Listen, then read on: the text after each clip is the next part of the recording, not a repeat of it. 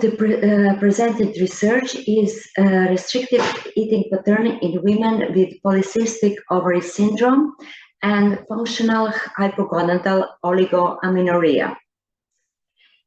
Many nutritional factors can influence, either directly cause or make worse, various menstrual cycle disorders. These negative factors include unhealthy dietary patterns, obesity, undernutrition, significant weight reduction, weight cycling, and eating disorders. Since obesity and unhealthy dietary patterns are associated with worsening of all characteristics of Polycystic Ovary Syndrome, PCOS, dietary restriction is often advised in women with this syndrome. On the other hand, restrictive dieting, significant weight reduction, and undernutrition are associated with development of functional hypogonadal oligoamenorrhea or amenorrhea, FHA. Therefore, both conditions can relate to restrictive eating patterns. The aim was to study restrictive eating patterns in women with menstrual cycle disorders, PCOS and FHA, and to compare with healthy controls.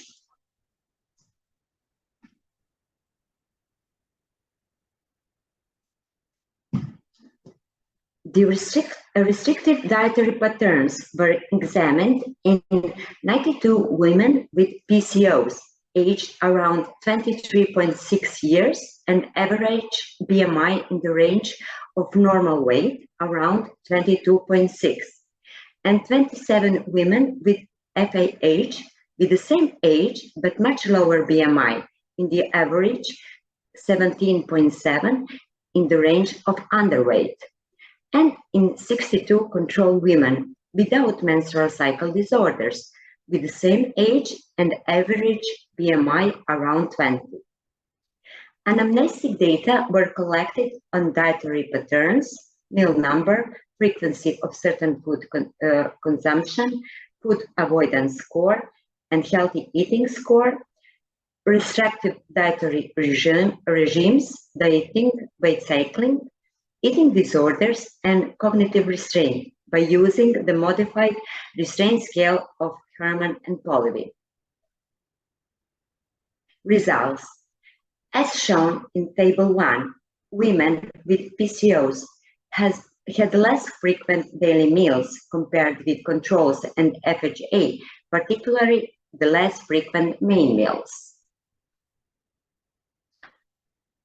In contrast, women with FHA had more frequent snacks and had higher healthy eating score, referring to increased intake of fruit, vegetables, integral cereal products, and decreased intake of refined cereal products, fried food, animal food, and food with high fat content, particularly of saturated and trans fats.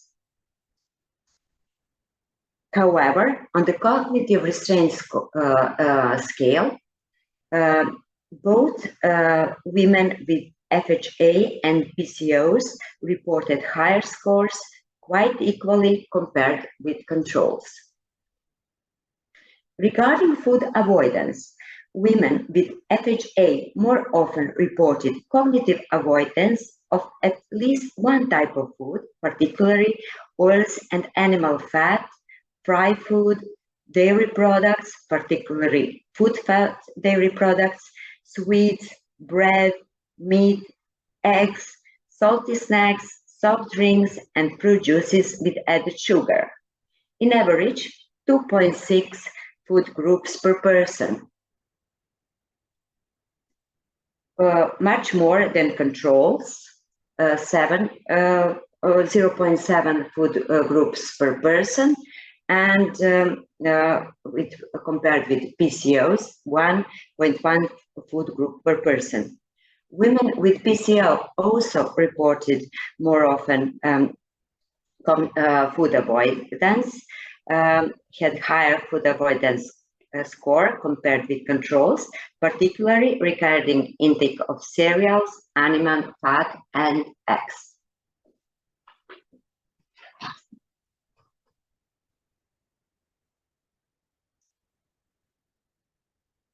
As shown in table 2, just to make it, okay. Significant change in body weight, significant weight loss preceded development of menstrual cycle disturbance in 81.5 women with FHA and 17.2 women with PCOS. Well, after development of menstrual cycle disorder, 39.8% of women with PCOS and 18.5 women with FHA reported a significant increase in body weight. Both women with FHA and PCOS reported higher rates of activities to reduce body weight compared with controls in 70.4, 77.2, and 48.4% of subjects respectively. Mainly, they reported through caloric restriction in about 70% in participants in both women with PCOS and FHA. In about half of them, the increased physical activity was added to dietary caloric restriction.